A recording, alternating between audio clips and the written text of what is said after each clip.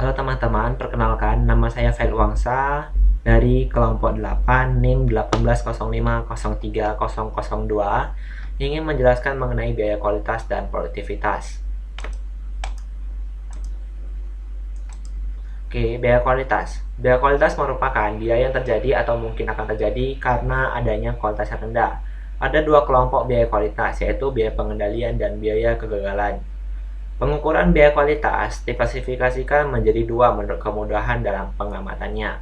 Pertama, biaya yang dapat diamati. Yang kedua adalah biaya kualitas yang tersembunyi. Pelaporannya. Pelaporan biaya kualitas itu terbagi menjadi dua langkah. Langkah pertama, menentukan biaya kualitas sesungguhnya untuk setiap komponen kualitas. Langkah kedua, mengelompokkan komponen-komponen biaya kualitas tersebut dalam kelompok-kelompok biaya kualitas. Nah, pengumpulan ini bermanfaat agar manajer dapat mengetahui distribusi penyebaran biaya kualitas yang terjadi. Lanjut ke dalam pengelolaan biaya kualitas. Nah, jadi dalam pengelolaan biaya kualitas ini ada tiga pandangan. Pandangan tradisional. Dalam model ini, kualitas dibagi menjadi tiga zona relatif terhadap titik total biaya kualitas minimum. Pandangan kontemporer. Inti dari pandangan ini adalah untuk mendapatkan manfaat biaya, maka tidak diperbolehkan adanya produk yang tidak sesuai dengan spesifikasi yang ditentukan. Yang ketiga adalah Activity Based Management dan biaya kualitas optimal. ABM membedakan biaya kualitas menjadi dua kelompok, yaitu biaya bernilai tambah dan biaya tidak bernilai tambah. Analisis tren. Agar mendapatkan gambaran keberhasilan, diperlukan perbandingan antar periode dengan menggunakan periode dasar sebagai pembanding perkembangan program perbaikan kualitas. Perbandingan dilakukan untuk semua komponen biaya kualitas, baik secara total maupun secara per komponen. Dengan menggunakan grafik tren, akan diketahui perkembangan total dan per komponen dari periode ke periode.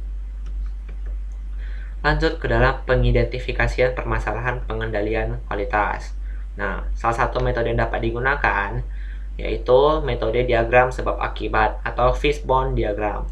Metode ini dikemukakan oleh Ishikawa, sehingga sering juga disebut diagram Ishikawa. Nah, teman-teman itu bisa lihat ya. Jadi itu ada bagian yang cause atau sebab dan efek, yaitu akibatnya. Penyebab penyimpangan kualitas. Nah, di sini penyimpangan itu disebabkan oleh 6. Yang pertama itu disebabkan oleh manusia, yang kedua itu metode, yang ketiga disebabkan oleh mesin, yang keempat bahan, yang kelima pengukuran, dan yang kelima adalah yang keenam adalah itu dari lingkungan. Produktivitas dan efisiensi. Efisiensi proses adalah kemampuan untuk mengubah input menjadi output antara throughput pada biaya terendah. Ukuran-ukuran yang biasa digunakan yaitu produktivitas, waktu siklus atau cycle time, dan rasio waktu output. Pengukuran produktivitas. Produktivitas menekankan pada bagaimana menghasilkan output secara efisien, di mana efisiensi itu sendiri artinya adalah tercapainya satu tujuan dengan tidak mubazir, dan secara khusus ditujukan pada hubungan antara output dan input untuk menghasilkan output. Efisiensi produktivitas terjadi saat dua kondisi terpenuhi. Yang pertama itu adalah efisiensi teknis atau technical efficiency, dan efisiensi pertukaran, trade-off efficiency.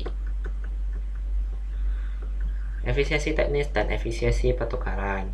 Efisiensi teknis itu dia menghilangkan menghilangkan aktivitas yang tidak bernilai tambah dan hanya melakukan aktivitas bernilai tambah dalam menghasilkan output. Sedangkan efisiensi pertukaran dicapai dengan melakukan pertukaran antara input yang lebih mahal dengan input yang lebih murah. Oke, pengukuran produktivitas parsial dilakukan dengan membandingkan banyaknya output tunggal yang dihasilkan dengan input yang digunakan. Ada kelebihan dan kelemahannya. Seperti saudara bisa lihat, kelebihannya itu adalah mengarahkan manajemen lebih fokus pada input tertentu. Sedangkan kelemahan, dia diukur secara terpisah, sehingga terjadinya gambaran yang salah tentang produktivitas.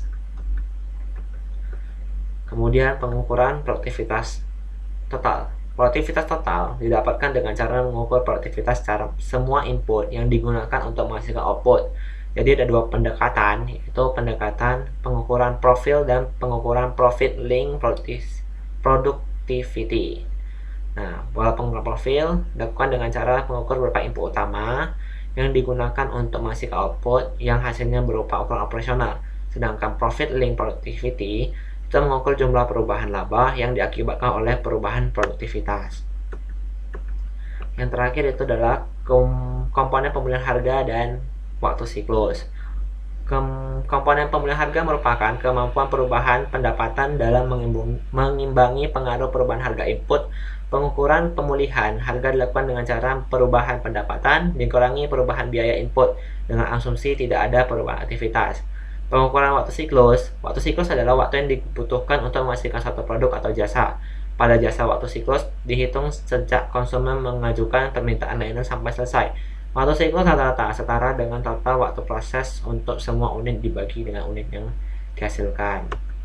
Jadi demikian saja mengenai biaya produktivitas. Semoga bermanfaat bagi kalian semua. Lebih dan kurang saya mohon maaf. Tetap jaga kesehatan kalian. Semoga bencana yang kita alami saat ini cepat selesai. Terima kasih.